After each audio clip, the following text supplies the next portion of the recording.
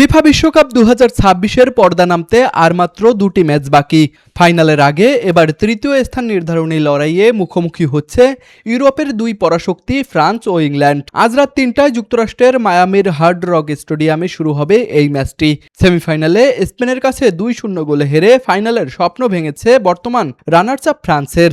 অন্যদিকে আর্জেন্টিনার কাছে 2-1 ব্যবধানে পরাজিত হয়ে বিদায় নিয়েছে ইংল্যান্ড। যদিও তৃতীয় স্থান নির্ধারণী ম্যাচকে অনেক ফুটবলারই অনাকাঙ্ক্ষিত বলে মনে করেন। ইংল্যান্ড কোচ থমাস টুখেল বলেছেন, এই ম্যাচ কেউ খেলতে চায় না, সবাই চায় ফাইনালে উঠতে। তবুও সম্মান নিয়ে বিশ্বকাপ শেষ করাই এখন দু দলের লক্ষ্য।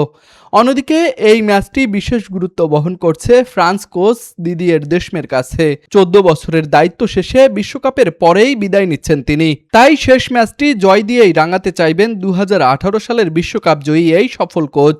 এখন দেখার বিষয়, বিশ্বকাপের মঞ্চে তৃতীয় স্থান নিশ্চিত করে হাসি মুখে আসর শেষ করে ফ্রান্স নাকি ইংল্যান্ড। Sports desk, RCTV।